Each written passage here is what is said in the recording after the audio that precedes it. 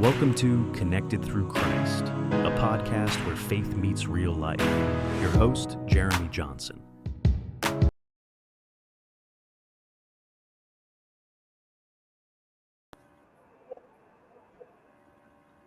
All right. Hello, everybody. I know it's been a long time. Welcome to Connecting Through Christ. Partially my fault. I know we haven't had any podcast over the holidays and into this new year between seminary, the ministry just blowing up, and so many doors opening with the ministry. I had to kind of get myself back together and get back to where we started. So I'm happy to tell you we have a lot more guests lined up. And today's guest is a very special guest. His name is Mr. Keith Mackmer. I met Keith. I grew up with his wife, and she had hit me up over the holidays, kind of telling me a little bit about his story of kind of what he had went through. Today's going to be a little bit different, but I think you'll definitely be blessed and motivated to hear with what he has to share. Let me just start off by saying we all know that the God of the Bible, the God who parted the Red Sea, right? And the God who did so many things in the Bible, all these miracles that he did back then, guess what? He still can do those same miracles today for you, for me, and everybody else. And Keith is going to share one of those today. So without further ado, Mr. Keith Mackmer. Welcome, Keith. Hey, how you doing today? All right, buddy, why don't you just tell the audience a little bit about yourself? Just give us a brief history on, how you grew up, where you grew up, etc. All right, my name's Keith Mackmer. I live in Ellisville, Mississippi. My family and we flipped houses for most of my childhood. A couple houses a year, usually flipping while working full time. And I always loved the drilling junkie, always on dirt bikes. I can relate. In 2007, I was about 22 years old, I believe, and I went over a jump on a KX 450, and my bike went in neutral, and I nosedived and broke my femur. I kept getting up. It was right above my knee. I kept getting up, trying to walk to my truck, thinking it was my knee. The third time I got up and fell over, I decided to lay there. And so they put a rod in it, and they programmed a machine to give me too much morphine too often, and the night nurse never checked on me. It checked on me once, 2.5 hours after a shift started, but never again. And long story short, my parents called that morning, and me and my girlfriend were there, and they said, "Hey, we're coming through Ellisville. We're gonna go to McDonald's, get some breakfast. Y'all want anything?" And I said, "Well, no, I think I'm getting out of lunch. I'm just gonna hit up Chili's." She said, "Yeah, that's good. I don't want anything." So that was it. I hung up the phone. Well, apparently, she kept talking to me, and I wasn't replying. And she came over there and realized that I wasn't breathing, and my eyes were on the back of my head. And so she took off running, screaming, got doctors and nurses. And so I wake up to the oxygen at 100% on my nose, the hospital chaplain at the foot of the bed doing my final prayer, and, family crying, and a crazy situation. So I actually leave the hospital. They brought me back with Narcan, leave the hospital the next day and go to work. I didn't actually miss a day of work. And So let me clarify that. So you was on morphine and basically overdosed? Yeah, the machine, it wasn't one of those you hit the button and give it to yourself. It was just automatically giving it to me, and it gave me too much. So Wow. So that I guess I thought I was 10 feet tall. I don't know. Fast forward to December 9th, 2010. I was 25. I was coil tubing supervisor in South Louisiana. We were leaving a hotel 6 a.m. Guy had been in my company a couple of days. They deemed it he fell asleep. We hit an F-150 head on. Both vehicles were estimated to be doing about 65. Wow. And unfortunately, the driver of my truck passed away right there. The guy that we hit was ejected, and he passed away at the hospital. They weren't able to recover, save him. But I made it to the hospital. I arrived to the hospital in a Glasgow 3 coma. Pan fracture. Every bone in my skull was broke. My face was just mush. They said you could count the fractures. My right eye, when I looked straight, actually pointed exactly right, completely to the right. Oh. They wouldn't actually do the face surgery there. They said it had to be done in 2 weeks. I came out of the coma on the 13th day. They flew me to Hattiesburg. The surgeon told my family it'd be 2 or 3 hours. 7 hours and 50 minutes later, he came out and said that if I lived, I'd never know my name. It was the worst thing he ever saw. He said the entire time he was working on me until he ran out of material, like hardware, screws and stuff. And so he said they ate tacos while they were getting other material from other facilities in the area to come to him. But he said he just couldn't believe it. Every time I walk in there afterwards, his nurse would just start crying. She said, "You just don't understand how bad it was." As a matter of fact, I didn't yawn for over a year. My mouth wasn't open wide enough. The scar tissue. After the surgery? I've had 12 surgeries in my mouth where he just basically cuts out my gums, the scar tissue. And you wear gauze for about a month because of the bleeding. Wow. I had a skin graft. He cut out the roof of my mouth to put on my bottom row of teeth so that I didn't really lose my bottom row of teeth. You know how bad it hurts when a chip hits you in the roof of your mouth? Dude, I have a tunnel in the roof of my mouth. He removed. It is, whew. I mean, I've been through a lot of pain, but that one was up there in the list. I bet. So how long were you in this coma for? I was in the coma for 13 days in Lake Charles, and then they flew me to Hattiesburg. I was in Hattiesburg for about a month. I was in Jackson, Mississippi for about 2 months. I was in Jackson for a month, and I was in Arkansas in a neuro brain rehab facility for 2 months. So I was about almost 5 months. Okay, so 5 months total. And what was your chances of survival? 0. They gave them absolutely no hope. I lost 161 pounds. I was 181 when I went in. I was 120 when I got out. Wow. I was muscled up, thank God. Yeah. Like anything else, man, I don't think I could have made it. Yeah. My ear's been ringing since 2011. They said I'm hearing pain. It's a high-pitched squeal. Nothing you can do. That's tough. So since your 5 months, you had all these different, you was in different hospitals and so on. How many surgeries have you had since the beginning? I've had over 50 procedures and surgeries. My right leg's completely metal. The first time I died, I got the right femur rod the first time. The second time in the auto accident, that rod got knocked out and broke my pelvis. They put that rod back. I got a tibia rod. I got a fibula rod. I got ankle screws. So my right leg's completely metal. I got left side hernia mesh, which I had that already. Left side femur rod. I have an ICM, a cerebral cardiac monitor in my chest. I've had this one for 4.5 years. The one before it, I had for 4.5 years before the battery went dead. And so far, let's see. The migraines and the headaches have gotten tremendously better, or either I've gotten used to them, maybe more. The migraines aren't near as often as they are. I still get headaches basically every day. But like I said, either I've gotten used to them or they're not as severe as they were. And my God, for that, I'm thankful. Oh, I guess so. So you're in a couple of different hospitals over, a period of a couple of months. You get out, you have over 50 surgeries. What were the doctors saying? You obviously you got a 0% chance to live, but you make it. So after you make it, what are the doctors telling you then? Are you going to be able to walk? Can you have life normal? What's going on then? When you lay in a hospital bed long enough, you're real proud to use a wheelchair. You're happy to have some freedom, get out of that bed and go look at something other than that room. But man, the wheelchair gets old too. You lose your freedom. You don't realize what you got until it's gone. That's with everybody with anything. And I'm not sure anybody's immune from that. But actually, when I transferred to Arkansas to the neuro care, I was where they weren't watching me, and I started walking. I was able to at that point. I had started therapy previously in Jackson, Mississippi, so I'd already started getting some muscle back. And in that facility, doctors think this was possible, or this was another thing. They're like, "Look, you'll never walk again." I'm not real sure, honestly. Okay.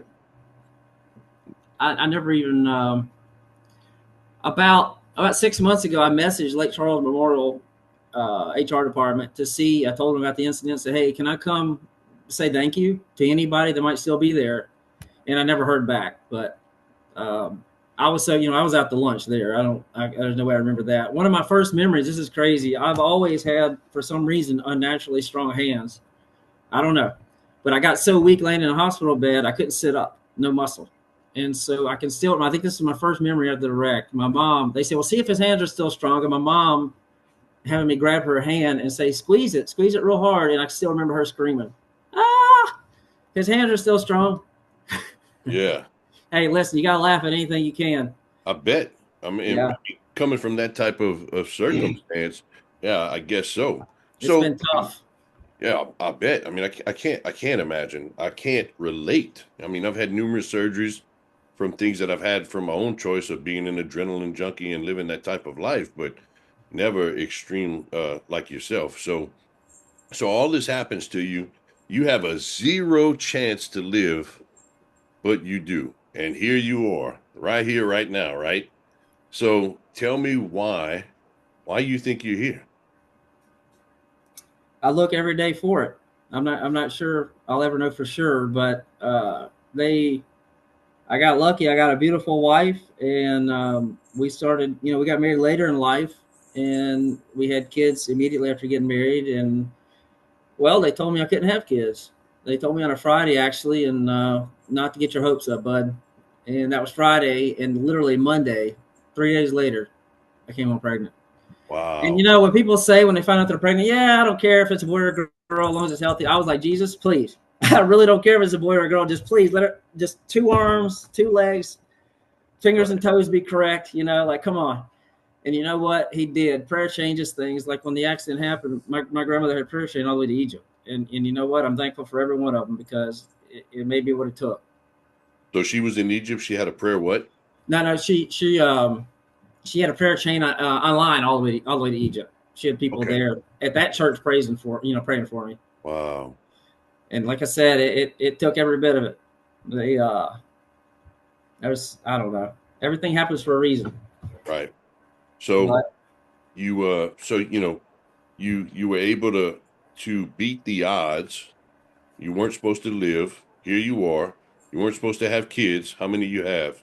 three, Three kids. two So girls and a boy, miracle, miracle, right? one after the other. What's that one after the It's other? one after the other. I tell people all the time, like they need to hear it. It's real. The Bible's not an outdated book. It's very relevant today as much as it was then. Absolutely. Absolutely. So It's what do you feel like is your purpose now? Like has life changed for you since prior to the accident and then after? absolutely. I know that me being here is not an accident, and like I said, I'm trying to find the why. And like I said, I don't know if I ever will, but I'm going to keep trying to, until I do. But I had somebody tell me something one day. I try to plant these seeds every day, about this, telling my testimony. But somebody said, you get to heaven one day and somebody comes up to you and says, hey, man, I want to tell you thank you. I'm here because of you. You told me your story. And I started talking to God and I got saved. And, how cool would that be? So, and again, it's not about me. It's about God's glory. But, Oh yeah, absolutely. I'm trying to get every person I can. But isn't it such a humbling experience to be used by God and to live for him is just there's nothing like it, right? Yep. Nothing like That's it. what everybody needs to feel. They need to know.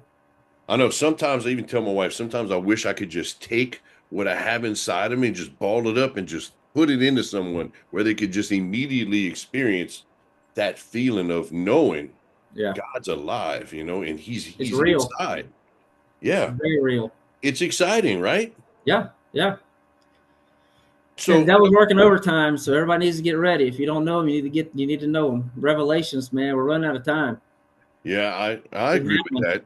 I agree with that. And people like to get caught up on doctrine of rapture is pre-rapture, mid-trib, post-trib. You know what? The doctrine, there's a time and a place for it, but at the end of the day, you're exactly right. We should be more focused on trying to bring people to Jesus and bring people to the cross and not stressing over doctrine of, oh, you're right, I'm wrong, or whatever. I mean, like I said, there could be a time and a place for it. You obviously want to be able to know which true and not be Yeah. out there preaching false doctrine to everyone. But at the same time, salvation is most important, and a lot of people need to hear it because time is short. I agree with that. Yeah. And if everybody loved everybody, how much better would the world be? It's hard to imagine that. It really is. Think about that. Really, like if we all loved each other like family, how much better could it be? Absolutely. Before we came on and you and I were talking, you had mentioned a story about, I think it was a girl in a restaurant you had told a story to or whatever. Why don't you tell the audience about that one? That was a really good story. So we were in Gulfport, Mississippi, at a restaurant, Mexican restaurant, and the young girl working there was just seemed just distraught. And so I started telling my testimony like I find any avenue or window to do what I do wherever I'm at. My poor wife, she's heard it a billion times, but she just smiles and takes it. Anyway, this girl, I told her my story and she starts crying. It makes me, get up and give her a hug. She said, I have absolutely no doubt God brought you in here today for me to hear this. And she said, I just need to put my big girl pants on and suck it up. She said, my parents are getting divorced. I don't believe in it. It's against my culture. This last week, I almost pulled my car head on into an 18-wheeler going down the road to end it. She said, I just don't know what to do with myself. And she said, I know for a fact God brought you in here tonight for me to hear this. I said, well, it's not for my glory, it's for him. And I'm glad. I'm glad you didn't do that. That's right.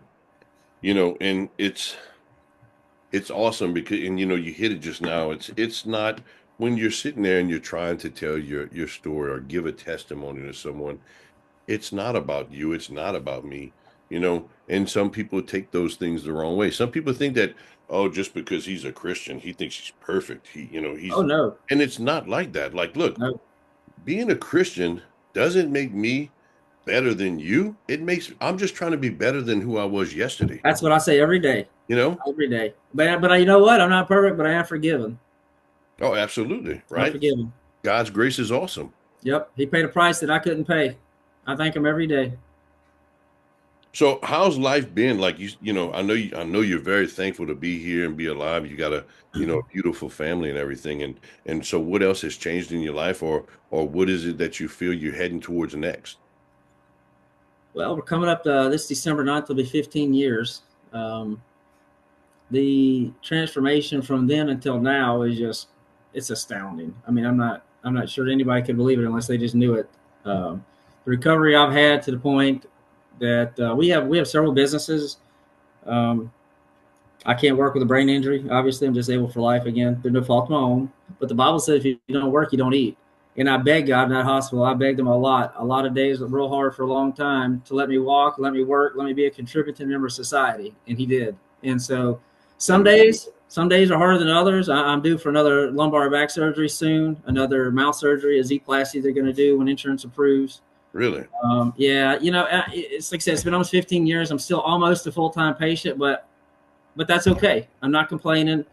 I'm thankful. Yeah. I just take it on the chin and like, okay, well, this is what we're doing now. What next? So, like I said, my kids are healthy. My wife's healthy. We got food in the cabinet. The power's on. The air is working. Life is good. That's awesome. Something pretty bad's got to happen for me to say it was a bad day. Yeah. I used to tell people that too, in doing autopsies for so long and working with dead people, I would see people every morning that life's done. There's no more opportunity.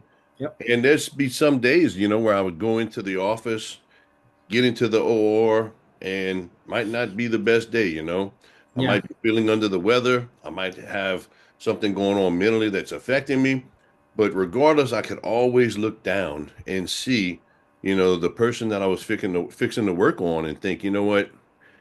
And no matter what I was feeling or how bad I thought that day was, at least I still have the opportunity to be here, to be alive, and still have the opportunity to feel these things, because I can still make choices. I can still make changes.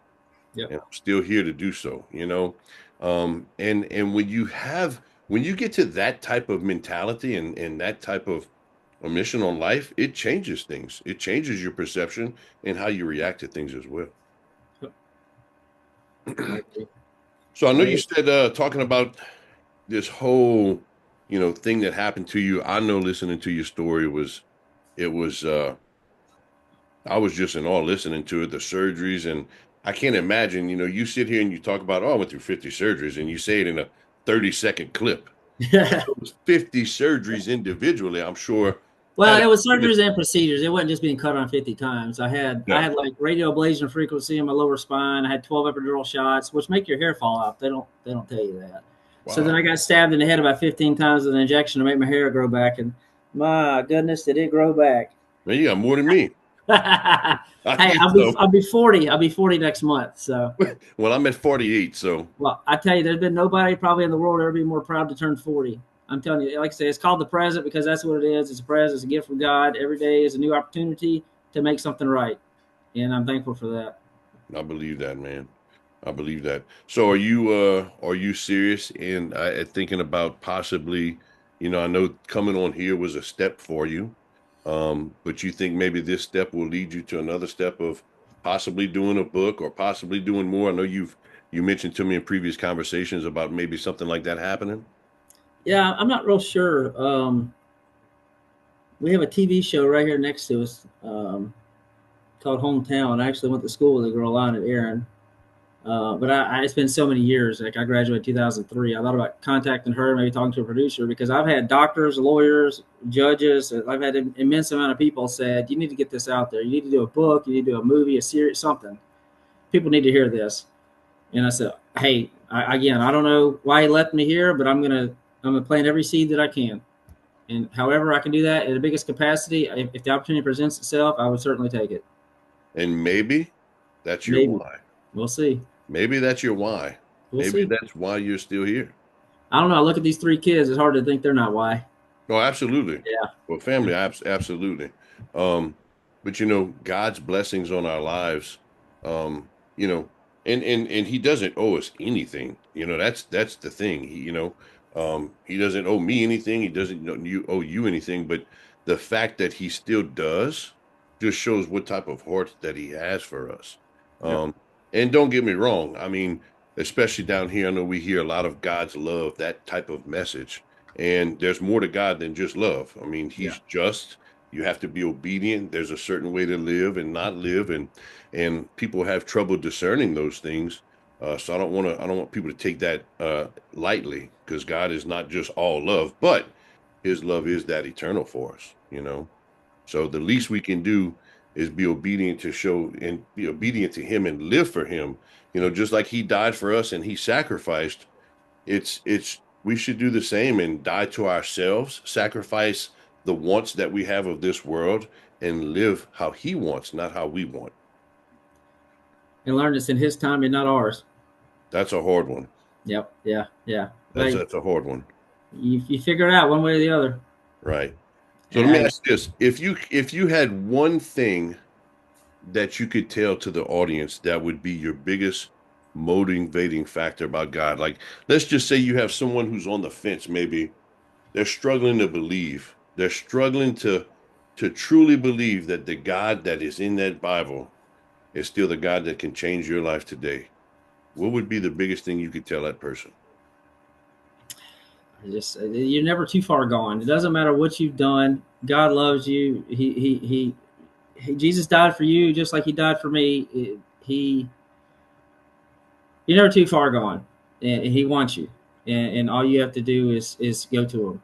If you don't have a church, find one. There's one in every corner where we live. I mean, if you don't know somebody, contact me. Somebody, we'll find you a church. Yeah, that's pretty powerful. I agree with that. We all have past, right? Nobody's perfect but Him. That's right. There was a time when I didn't live for Him. I didn't live right. He wasn't at the center of my life. I wasn't, focused on Him. And, I don't want to glorify my past and sin because it was disgusting, but God stepped in, I stepped forward, and, it's been the best life since. And don't get it twisted. Being a Christian doesn't mean you're going to live this perfect life and things are always going to fall into place. It's not easy. If you look at the disciples, when they first started living for God and following Jesus, when they picked up their cross and started following Jesus, look at what they went through. Look at how each one of them died. That is in no way, shape, or form a great, happy-go-lucky life, right? They went through some things. They went through a lot of storms. They made a lot of sacrifice.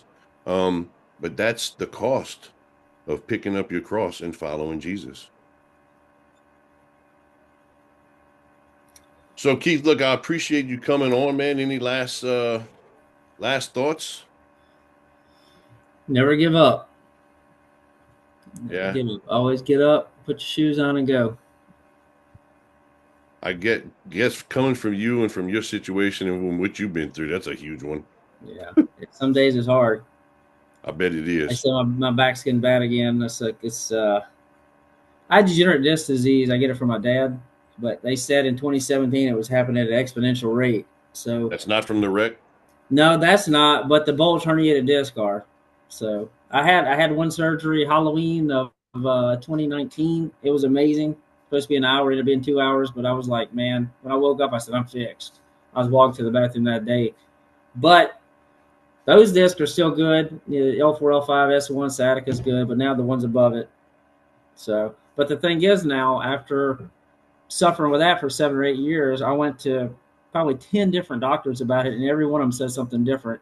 So finally, I found the right one. He said, "Yeah, man, I can fix this. No hardware." He said, "Yeah, I can do it. No hardware," and he did. So hopefully, he hasn't retired. Yeah, I hear that. But anyway, hey, it's a good day. Yeah, absolutely. We hear. Well, I'm glad you came on. I'm glad we finally were able to work out some time. Life's in the fast lane these days for everyone. It's kind of hard to meet in the middle, but thankfully God brought us together. I'm glad you came on. For the audience out there, once we launch this podcast, you'll be able to go into comments or somewhere along Facebook. I'm going to have pictures uploaded where you'll be able to take a look and see just the devastation he went through right after his accident while he was in the hospital. He sent me some pictures. I'm still pretty speechless over what I saw. So to be able to sit here and listen to him is it's a miracle. And that's one thing that I definitely could say about hearing his story is that the God of the Bible, is still here today and can still do miracles in your life for you, for your family, for your future. He's alive and he's just ready for you to come in and join him and make him number one and so on and so forth. So I'm going to post those pictures up there. Don't forget also we have logo wear now. I know it's probably hard to see on my shirt here, but we have these we just got. We have mostly whites. They have sleeves. We have powerful written on the back, a couple other things. So if you need to place any orders, we have coffee cups and other things as well. So just PM us. And you can find us on TikTok, Instagram, of course, Facebook, and on YouTube. So thank you for joining us today, and stay tuned as we'll have another guest coming soon on Connecting Through Christ. Thanks for listening to Connecting Through Christ. Be sure to like, subscribe, and hit the notification bell so you never miss an episode. Share your thoughts in the comments. We'd love to hear from you. Stay blessed and keep growing in Christ. See you next time.